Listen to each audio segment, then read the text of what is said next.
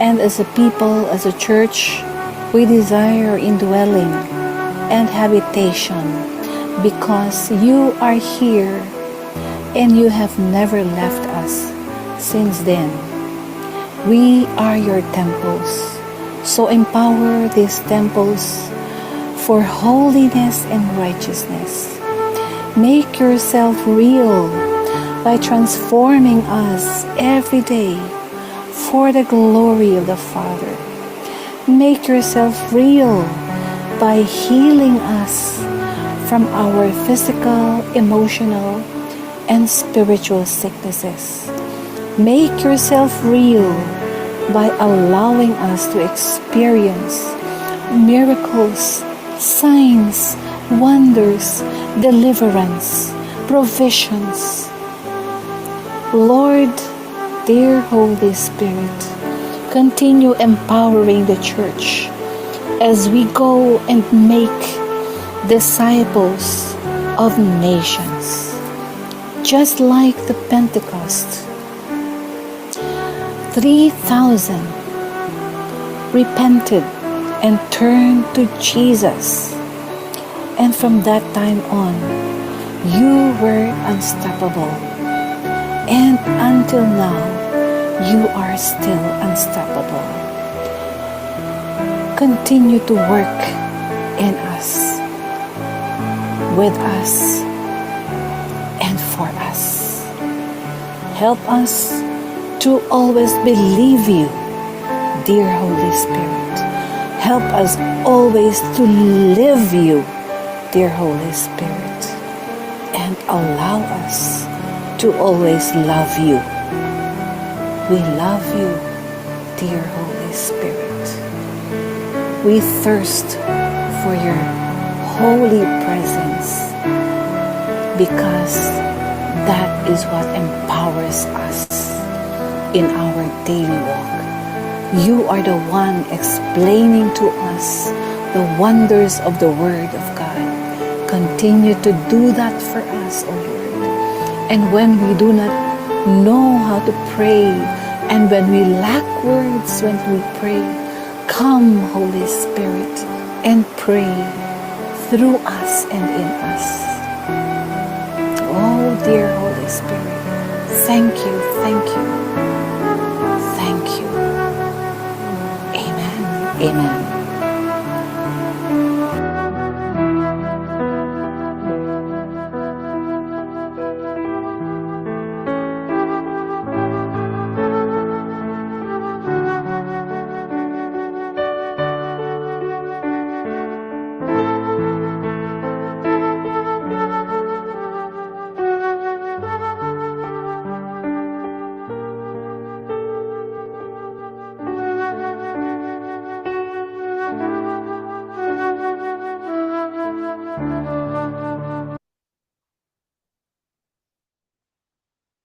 Thank you for allowing me to share that. And then now let's go to our devotion for this morning, for this afternoon.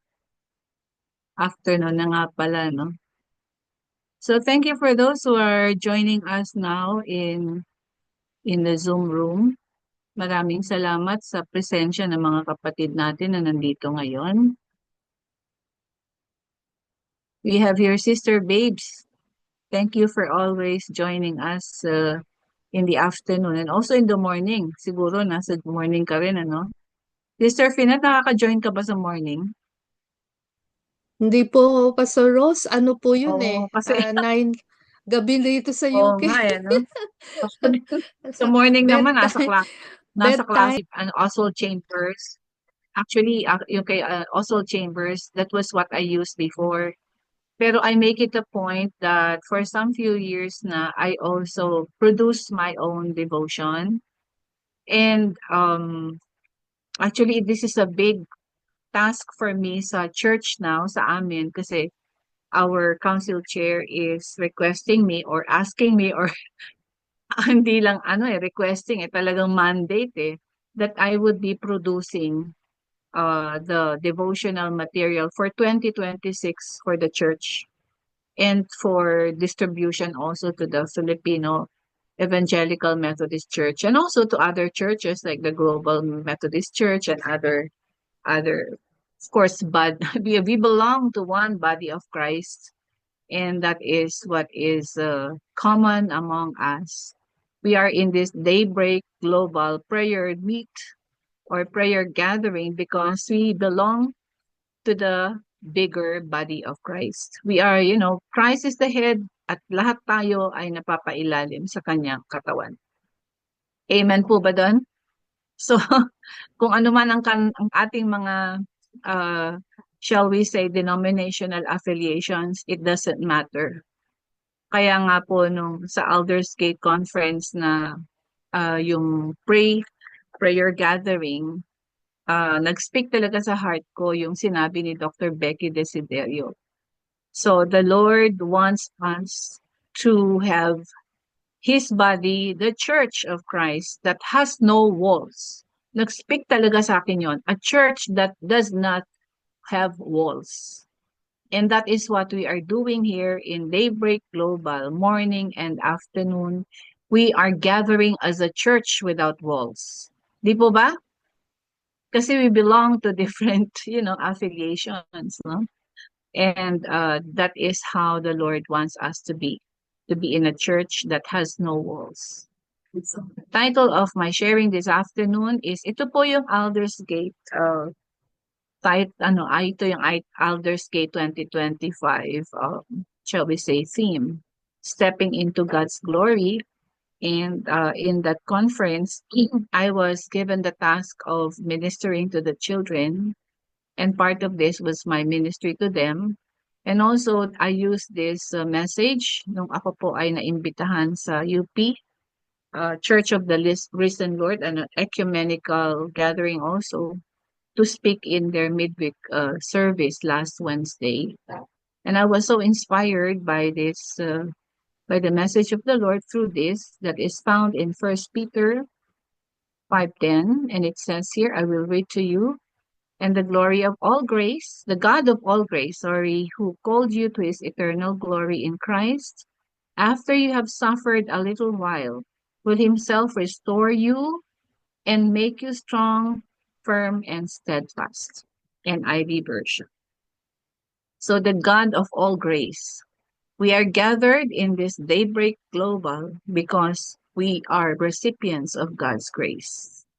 At alam naman natin kung anong ibig sabihin ng grace. It's the finished work of Jesus on the cross. Amen? Pero tayo bang lahat ay nakakapasok every day sa glory ng Panginoon? Okay? So that's the question, and that's the problem that is being posed for us today. Ang problema natin is we suffer a little while. Before we can step into God's glory, we have problems, no? We have, shall we say, blocks, no? May mga nakablock sa ating pag-enjoy ng glory ng Diyos, no? So we cannot make a step or two into God's glory because some things are blocking our way. At kapag ka nagkaganon, tayo ay nagkakaroon ng problema sa ating communications, right?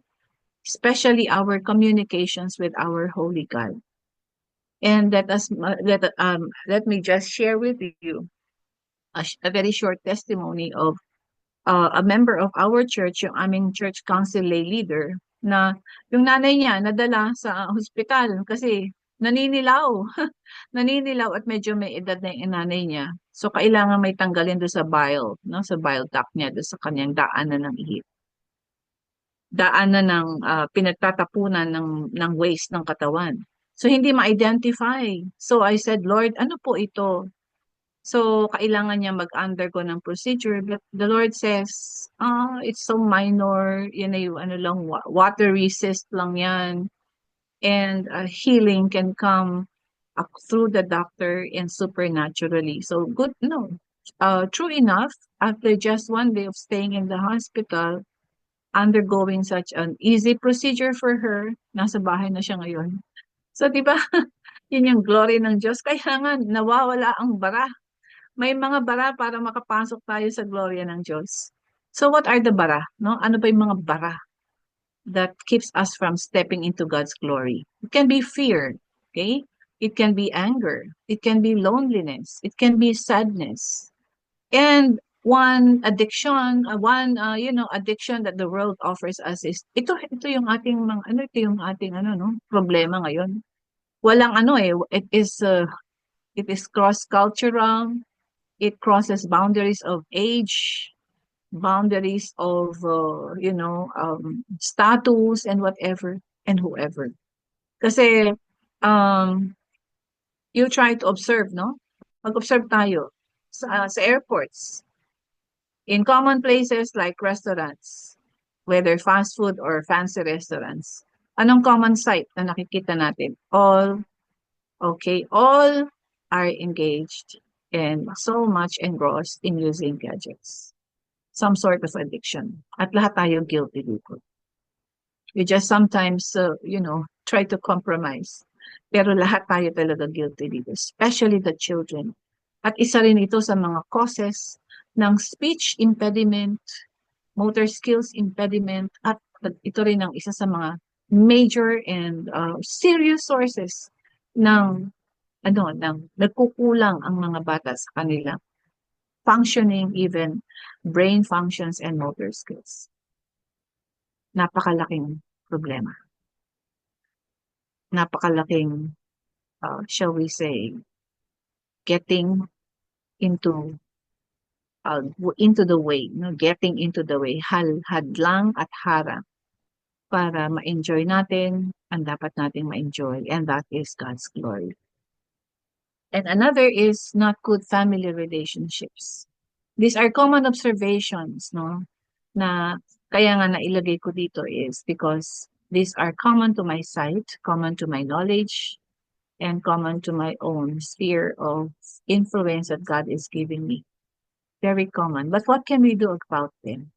What can we do about them? So, and even when we lack time for ourselves, for our family, and we lack time for God, ito yung pinakamabigat. Ito yung dapat na ma-address natin. Because whenever we lack time with ourselves, with our family, and with our God, everything can come into something like this. No?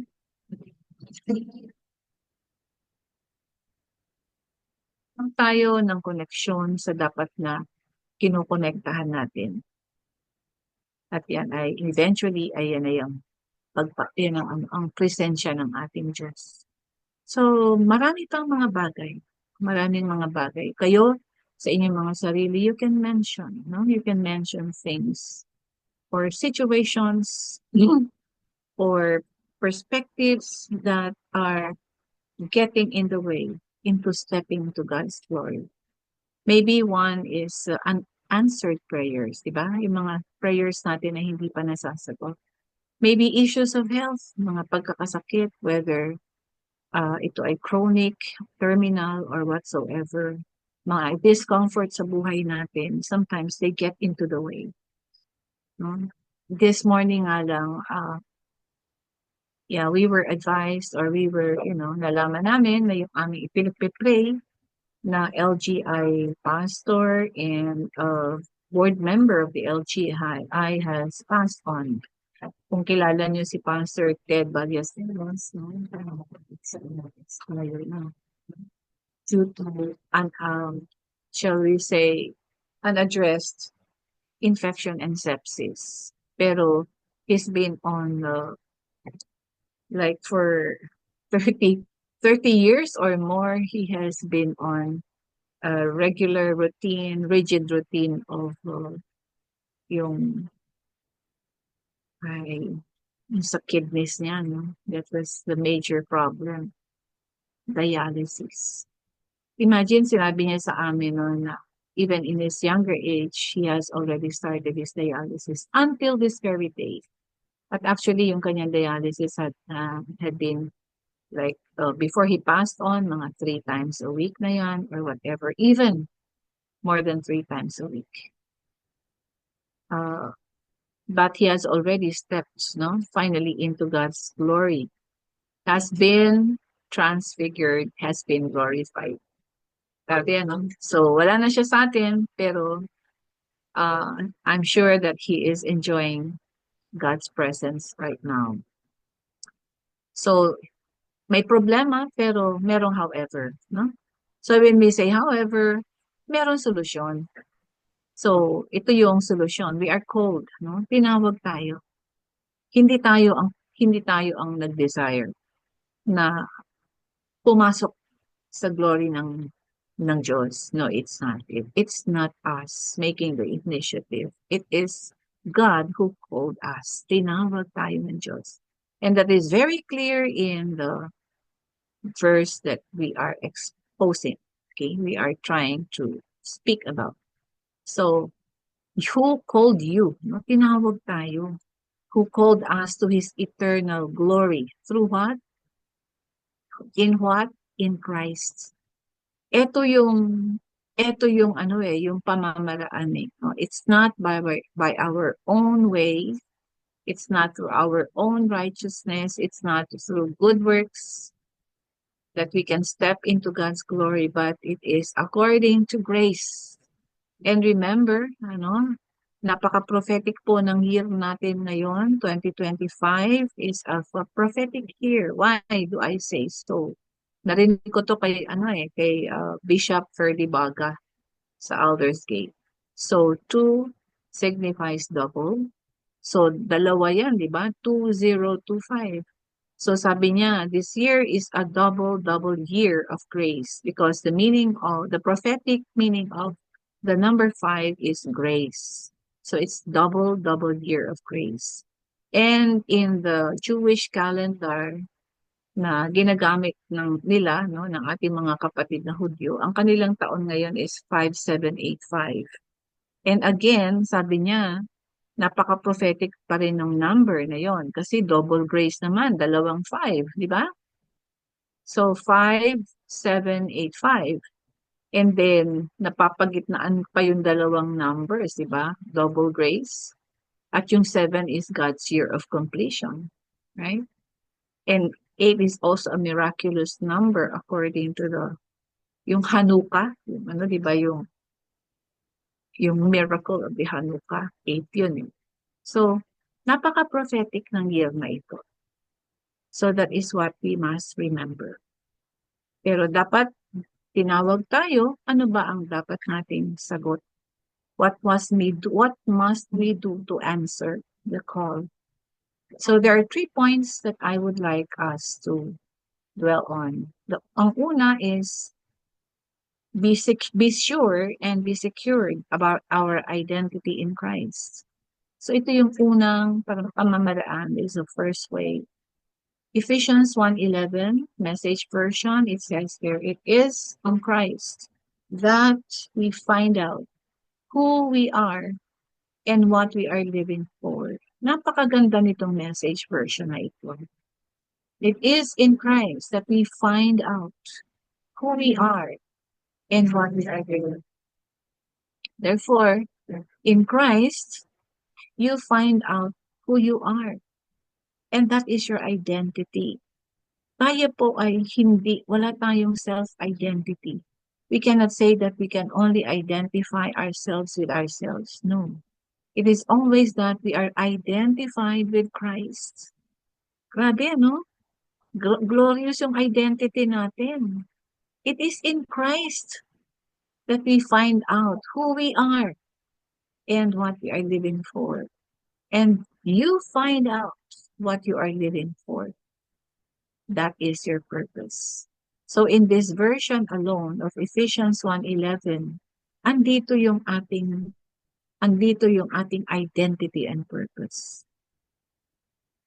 Grabe, no? So kay Kristo lang pala talaga. Wala na. Aside from it, aside from Christ, we have no heavenly identity. Pero tayo ay napakatibay ng sinasabing identity because it is in Christ. And our purpose also is to live in that identity. So mga kapatid, reminding us once more that our identity is not defined by our accomplishments, our status, our possessions, or other external factors, but rather by our position as beloved children of God. Yun po yung dapat natin matandaan. Ito yung nire-remind sa atin ng Diyos. Our position as beloved children of God. In in Ephesians 1:5, it says there, through faith, we are adopted into God's family. Ayan, napakalinaw niyan, no? Through faith in Christ. Ano ang ating currency in gaining that adoption into God's family? It's not material, something, possession, or whatsoever, even our good works. It's only faith. Kaya yan ang strongest currency. Talo niyan ang dolyar, talo niyan ang euro, talo niyan ang kahit anong klaseng rising na mga currencies the world has. Faith is a supernatural currency. You go to somewhere else, you go to Israel, you go to a country that you want to visit, what currency do you use? Faith. Diba? Yan ang natatandaan ko noon when I had, the call to go to Israel for the first time. So, alam ni Pastor Chris, if you know Pastor Chris Navarro, alam niya yung, yung difficulty ko that time. And she can see in her eyes, no, through her eyes of faith, she can see through me na ang problema ko is money, no? So, hindi ako umiimik. Wala akong sinasabi sa kanya that, do you know what she told me? Alam mo, Sister Rose, you will go to Israel, and that's my declaration. And the currency that you're going to use in getting to Israel is your faith. Because faith is a currency. Ay, ang galing, ang ganda, grabe. Kaya nga, itong ating journey na ito sa mundo, hindi natin kailangan dito lagi ang pera no? So God works, and God works miraculously, and God works mysteriously. Every time that we act on our faith, yun lang ang kailangan natin gawin. Act on it. Believe and act on it. No? Believe in whatever God has spoken will come true in your life in His own time. Yun lang yun. Napakadali ng buhay. For me, as a person in academe for the last how many years? 30 years. I have never thought that I would come this far. Wala naman ako masasabing napakadaming credits to my name. But, God is promoting me here and there. Hindi ko alam. Siya mismo nagpo-promote sa akin. Meron pa ako isang, hindi mo muna sasabihin sa inyo, meron pa ako isang nire-request sa kanya. Something that is impossible to do for me as a person. But I know in Christ, it can be done. Ganon, no? And that is how easy I get into this world where, people, sinasabi natin that, this world is, is actually a place where time is of essence and ito ay isang rat race, no? Parang lagi nagmamadali ang mga tao. Pero how can I just serve? No, how can I don't call myself surviving, but because I call myself a thriver, How can I thrive in this world in such a way na at my age, I can still do things that normally cannot be done by, people of my age. Kasi si Lord yan. Siya yun no? So I just rely totally on Him. And of course, in John 1:12-13, no? Makikita natin diyan sa verse na yan that, and we are given a new identity as a child of God. You are called a child of God. That's the highest identity that you can ever have here in this world and in the next. Child of God. Yun ng mga children ng royalty no? We look up to them. Mga grandchildren ng royalty. We look up to them. So people must be looking up to us because we are children of God. Right? We are children of the most holy God. because of Jesus. No, we are given, no? We are adopted into God's family because of Jesus. Napakalinaw yun. In Romans 8:16 to 17, it says, "For the Holy Spirit makes God's fatherhood real to us." Wow, this is so quickly, rising in my spirit. These words actually these are quickening my spirit in the living God. The Holy Spirit makes God's fatherhood real to us as He whispers into our innermost being, "You are God's beloved child." God speaks. The Holy Spirit speaks. And you must hear, and we must always hear His voice as He whispers into our innermost being. Kailangan lagi tayong ready yung ating hearing capacity, our uh, spiritual hearing capacity should always be tuned in. No? At yung mga whispers niya sa atin, yung mga instructions niya sa atin, dapat lagi natin yang naririnig. Dapat natin lagi itong marinig. You are God's beloved child. And this can address any concerns, physical, material, emotional, spiritual, na problema at mga issues natin sa buhay. You are God's beloved child. And since we are His true children, we qualify to share all His treasures. Imagine that, no? We qualify. We are heirs, no? We qualify to share all His treasures. All, hindi lang ilan. All. Name it, you can have them. For indeed, we are heirs of God Himself.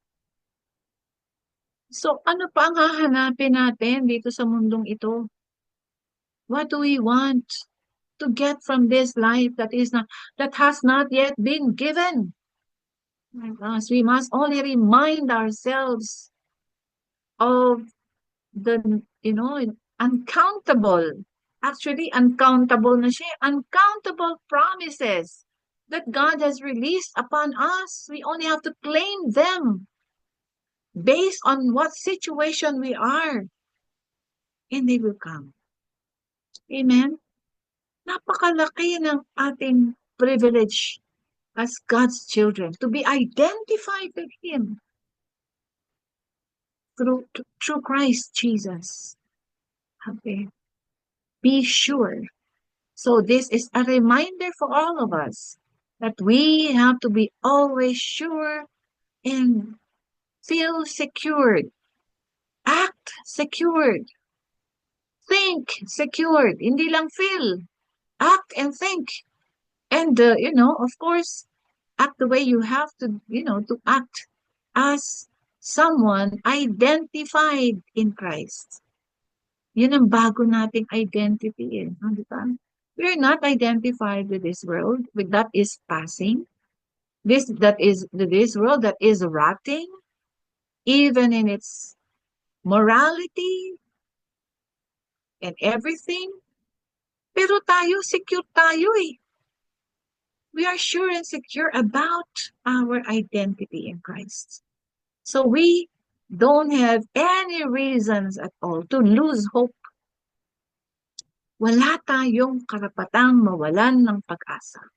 Sapagkat yan ang ating mga pangakong binitawan ng Diyos sa atin. Wow, ang dami! You only have to claim them. You only have to review them. Yung mga hindi pa nangyayari, mga promises ng Diyos sa inyo, yung mga na-pick na nakuha ninyong mga prayer cards, mga prophetic cards na talagang kinlaim nyo na para sa inyo na hindi pa nangyayari, go back to them. Reviewin ninyo isa-isa yan. And identify them as yours. And claim them. Maningil na tayo sa Diyos. Okay? Singilin natin, Lord, pangako mo yan di ba? Kailan mo yan, kailan mangyayari yan sa akin? Amen? Second point, be sensitive and submissive to the Holy Spirit. Very, very essential. So yung unang point, that is also letter S, no? Be sure and secured. Ito naman, be sensitive and submissive to the Holy Spirit. Romans 8:14 says, the mature children of God are those who are moved by the impulses of the Holy Spirit. Ano ang sabi dito? Mature. Okay, mature. Hindi na tayo yung mga anak ng Diyos na lagi na lang nakagatas. Tayo yung mga anak ng Diyos na mga solid food na ang kinakain.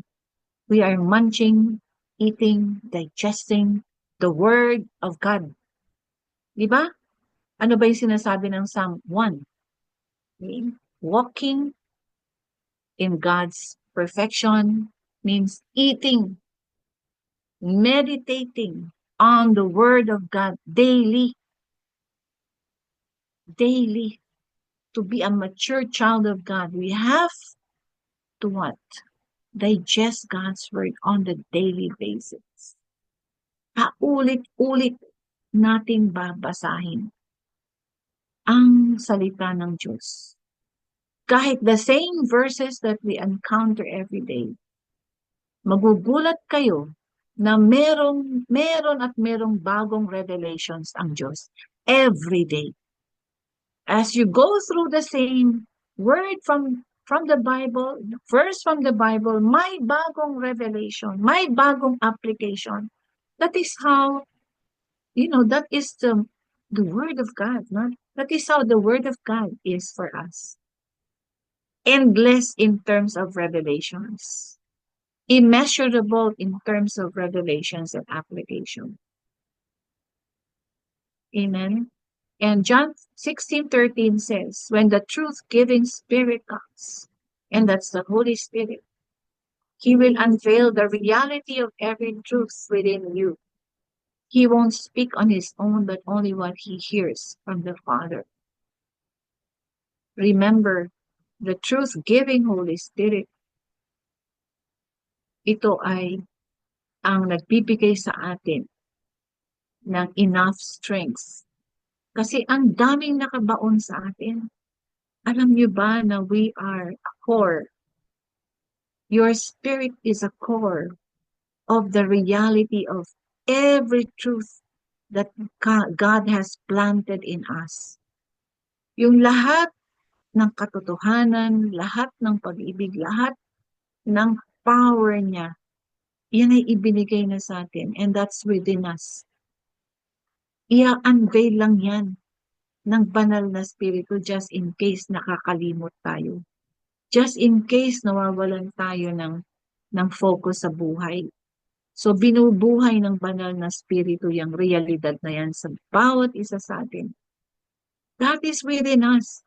We are a core and we are a well of living water. Kasi nasa atin yung banal na spirito. We are hosting God in our lives. We are the hosts. Wala namang ibang templo na ang Diyos sa mundong ito kundi tayo. So if we are the temples of the living God and if we are the temples of the Holy Spirit, ibig sabihin, tayo ay bukal ng lahat ng revelations, lahat ng what heaven has. Imagine that.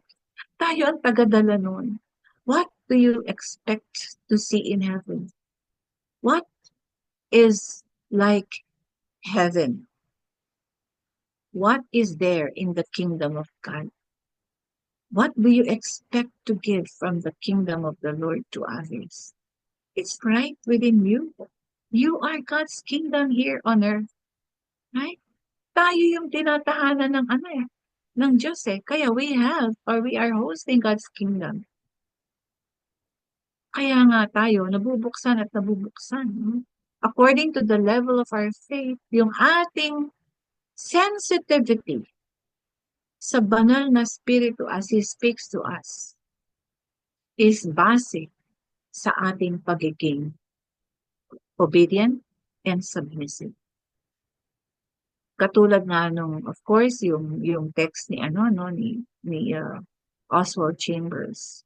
Obedience to the Holy Spirit, obedience to God can cost others so expensively. Totoo yun.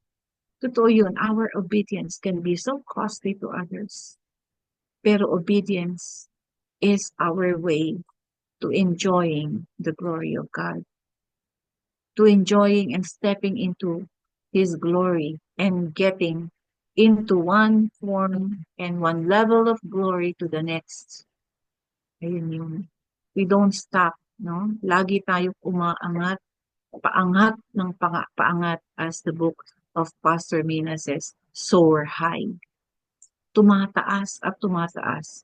Huwag tayong magiging complacent of what we are now.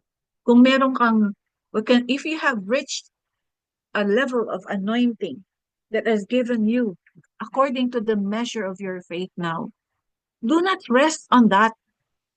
Do not rest on what God has given us now. Crave for more. Kaya nga, di ba, sabi ng Beatitudes, blessed are those who hunger and thirst for righteousness, for they shall be satisfied. Lagi tayong gutom, lagi tayong uhaw, and we do not feel content and satisfied. Don't rest on whatever God has given us for the meantime, because we are made for more. Di ba? We are made for more. We are made for better things. Level up, soar high, crave for more, at ibibigay sa atin ng Diyos yan. That is actually God's work of sanctification sa buhay natin. We don't only go for transformation or transfiguration of this earthly life. We go for the next step. Lord, i-sanctify mo po kami sa pang-araw-araw naming pamumuhay. Lord, will allow us to live miraculously in this earth. Imposible ba yon? Jesus walked the same. At hindi yun imposible para sa atin.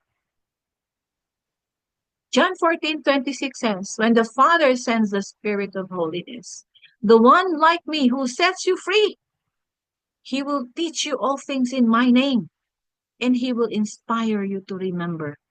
Do you want everyday teachings from the Holy Spirit? Gusto ko yan. Ako gusto ko yan. To hear from the Holy Spirit daily. Ano po yung itinuturo mo sa akin ngayon? Ano pa ang kailangan kong malaman? Ano pa? I don't get tired of asking for more.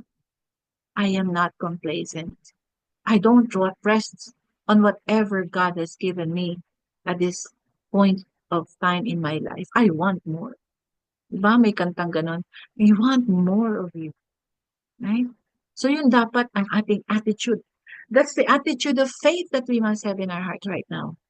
Romans 5:5, and this is the hope. And this hope is not a disappointing fantasy. Not a disappointing fantasy. Imagine this, no? Sorry.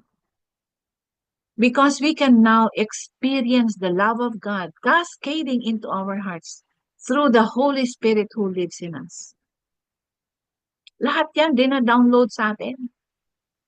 And this hope in Jesus is not disappointing us. Instead, walang sawang ibinababa sa atin ng Diyos ang kanyang kaluwalhatian kasi nasa atin ang banal na Espiritu. And the third point is, serve God with your whole being, spirit, soul, and body. Deuteronomy 10:12 says, serve the Lord your God with all your heart, with all your soul. Ano ba yung meaning ng service? No? Lagi nating naririnig, Lord, I want to serve you.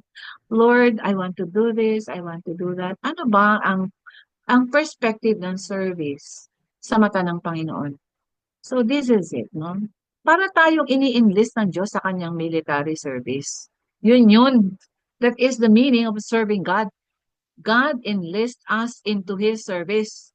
Spiritual, warfare, deliverance, everything, no?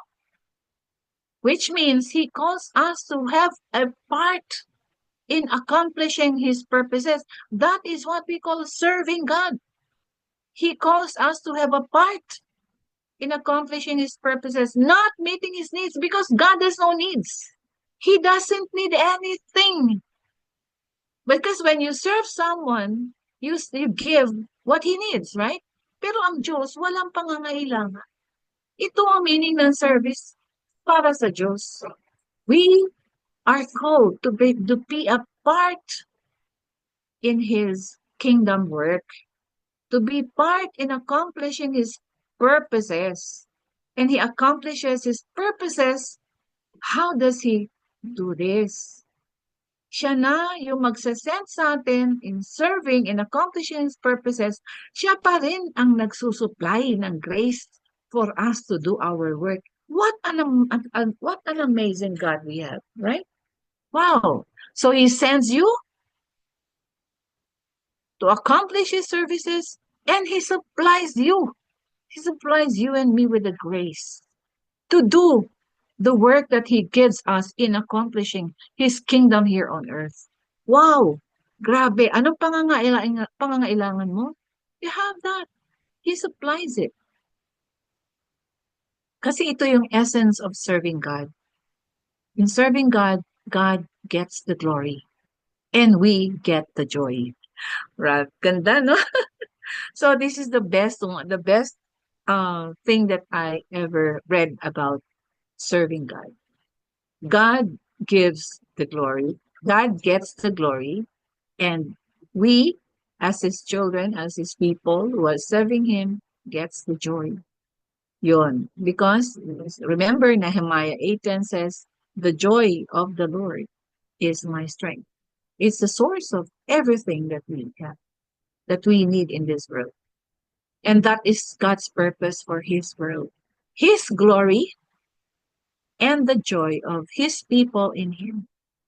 Therefore, in Romans 12:1, it says, be enthusiastic to serve the Lord, keeping your passion toward Him boiling hot, radiating with the glow of the Holy Spirit, letting Him fill you with excitement as you serve Him. Psalm 102 says, serve the Lord with gladness. Amen and amen. So let me ask you to join me in praying, okay? So I wrote a short prayer on this. And everyone here, if you can unmute, please unmute and let us pray this prayer. Can we just unmute ourselves and pray this? Everyone who are in the Zoom room, kindly unmute and pray together. Let's pray this together. Our triune God, Almighty, Father, Son, Son, and Holy Father, Son, and Spirit, Holy we come Spirit, before your before holy your Come holy before your presence holy now, presence now, ask you to asking you ask to you inhabit our inhabit worship our and our worship and praise. praise. As we As we step step into a into new a new season of season of glory, glory, 2025, 2025, that has that has also also the prophetic prophetic meaning of meaning double, of double year of grace. anoint Anoint us us with with your your shalom, shalom, the fullness the of your fullness grace of your grace and grace grace upon on us each of and our us upon and family, our family, our your church, our church, our nation, family, nation, the church, nations as a the whole, nations as a whole, the and all whom you nation, have those given whom us you who have have given given you us us have given the in life. this lifetime. us in this lifetime. your abiding Your presence abiding Your body presence presence from from from here here to eternity, to eternity. your eternity, peace Your that peace your passeth all peace passeth that all understanding all from understanding here to understanding from from here eternity, to here to eternity. your eternity. healing Your power healing and power, constant constant Power provisions and provision throughout the constant through the days of our days provisions earthly throughout of the our life, earthly days of life. our your hedge earthly of Hedge of life. protection from the protection, Your power hedge of of our power of darkness protection from the darkness, by power the of blood only of by the darkness, blood of Jesus, only by the Jesus, blood and of and always always Jesus, placing living upon our upon our lives and lives on our our and our lives health and our loved the loved ones victory ones, in in the Jesus, victory in in Jesus' Jesus' name. name. we Claim claim as as well the well salvation, the Salvation, salvation, transformation of transformation many of more many many lives more of the lives of the people we are people we are praying praying for. for. Keep Give us us the Give the us the extraordinary boldness extraordinary boldness to boldness proclaim to Jesus proclaim to Jesus to them. them.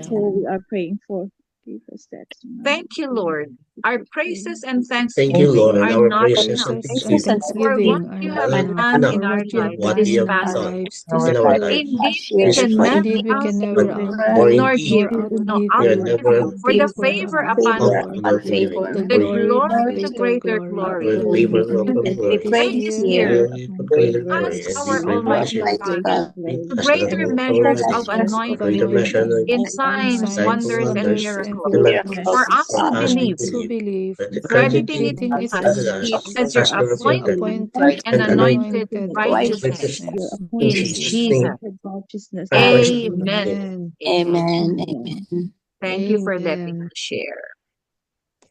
Thank you, Paul. Amen. Amen.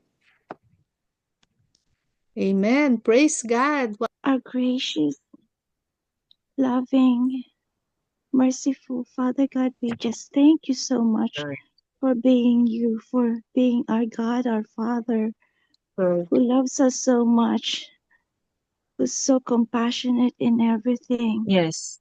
And Thank you, Father, Lord. we thank you for all the things that we've heard today.